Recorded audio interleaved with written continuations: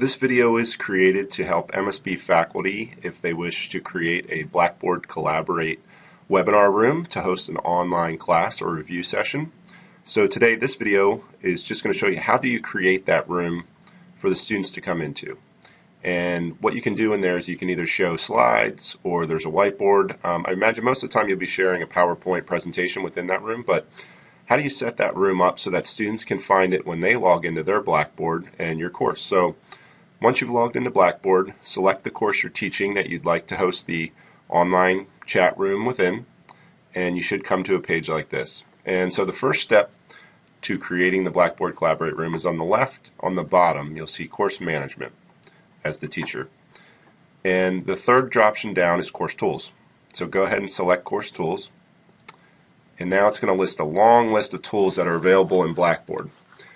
And these are listed alphabetically, so they're easy to find. And the third one here is Blackboard Collaborate.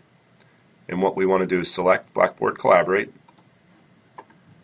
And now we're at a place where we can create our session. So the left option is to launch the room immediately, but we do recommend you schedule the session, and I'll show you why, because you can make it available for students to see for a period of time before it actually begins. So we'll click on Create a Session, and you can give it a name, either the date you're hosting the session or whatever you would like. I'm going to call this Snow Day Example.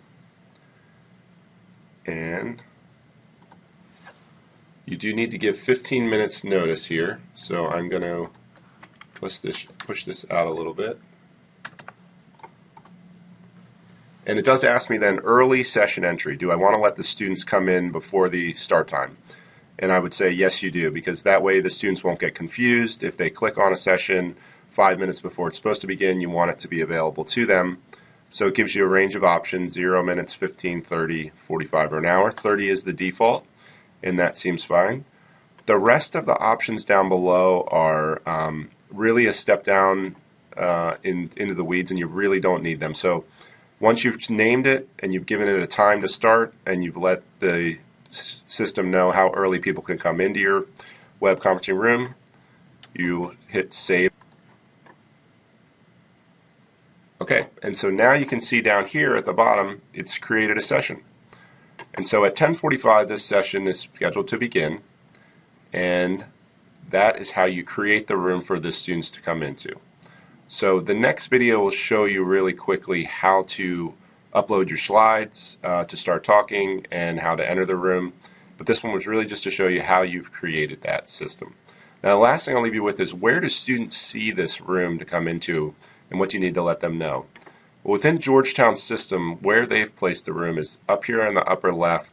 You'll see the student toolbars that they see, and Course Documents, which really houses a lot more than just documents, has an area called Tools.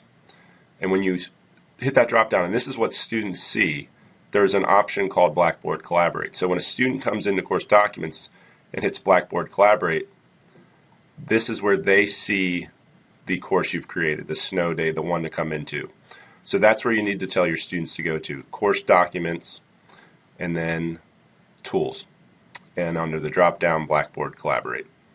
And this will provide the ability to click on the room to enter.